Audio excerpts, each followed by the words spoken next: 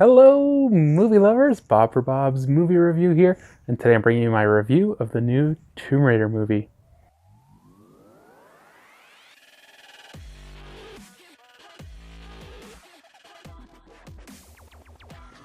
Be sure to click subscribe and click on the bell icon to be notified whenever I upload great new content. If you enjoyed the video, be sure to show it some love and give it a like rating. So this is the new Tomb Raider reboot. It's rated PG-13, and it has a 1 hour and 58 minute runtime. Directed by Uthaug. Sorry if I butchered it, I'm good at butchering names. And it stars Alicia Vikander, Dominic West, Walton Goggins, Daniel Wu, and Kristin Scott Thomas. So whether or not we really need it in this movie, it gives us in painstaking detail the origin story of Lara Croft. Yes, there's already been 2 movies and countless games, but I guess if you were 13 right now, maybe you weren't exposed to much of it other than the very newest games. Speaking of which, this movie is definitely modeled after the newer games, where the Angelina Jolie were after the original games. So Lara Croft does have a much different look and kind of different abilities, and they bring in some of her abilities from the newer games. They do, however, focus very little on making this look much like the gameplay. They did have a little bit of the shimmy, you know, which Tomb Raider's famous for. They did a lot of shimmying, the ice pick kind of thing, the ice pick kind of thing from the newer games. They did a little of that. Other than that, I wouldn't say they really brought any of the moves over from the game. So this movie starts out, we find out Lara Croft is orphaned, and she is struggling to get by. Now, what happened to her family fortune? Well, halfway into the movie, you'll find out.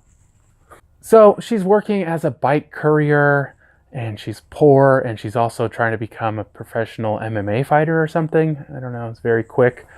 And then eventually she finds out that her dad was a adventurer or explorer of some sort, and this is when the movie starts getting interesting. So she's going in search of this like Death Queen's tomb or something off the coast of Japan. So now we kind of get into, because at this point I was kind of like, man, they call this movie Tomb Raider? Is there even going to be a tomb in it? Is there going to be any rating? You know, they really dropped the ball on this one. Luckily, we do get to this, you know, Queen's tomb, and then, you know, we get some of the cool Tomb Raider elements, puzzle solving, some action and fighting. Another thing too, as I was like, okay, she's not even trying to really search the tomb. It's this other guy that's trying to search the tomb, and I was like, okay, you know. And then, you know, finally there's some puzzles, although there's very little emphasis in the movie on puzzles, where there's a very large emphasis on puzzles in the game. I think they could have done a little more, you know, the little booby traps and discovering how to get past things, instead of it just being like, oh, that's a trap, okay, he's dead, keep going. You know, it was not really much of an emphasis in the movie, and obviously, like I said, a large emphasis in the game. So in the end, though, I thought the ending was good. They definitely hinted at a sequel, which I imagine is probably going to get made. I've been hearing most people have been enjoying this one, I think. So I did enjoy the movie. Once they really got into it, I thought it was fun. There's a lot of action and adventure and shooting. I do have to say, though, some of the CGI was questionable. It wasn't the greatest looking, and they did use a lot of digital blood effects, which I feel is always disappointing in these movies. You know, they have such a big budget, they can't afford to just have the blood be real, or at least be made by like some effects people or something, you know, where it's just a real substance in the movie, instead of you just seeing like a red mist disappear in the air, and it always looks super fake, and I always get disappointed when I see that. But yeah, like I said, it's an enjoyable movie. If they had just made the beginning shorter, they could have just quickly gone over the fact that, you know, she hasn't become a Tomb Raider yet.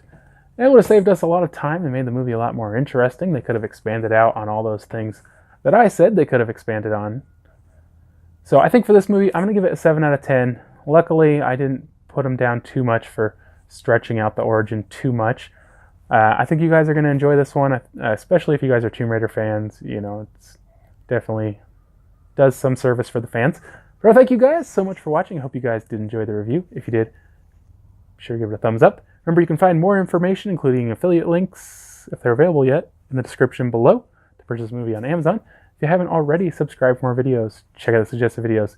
Check out my website, BOBSMOVIEREVIEW.com. Check out my Patreon. And I'll see you guys next time.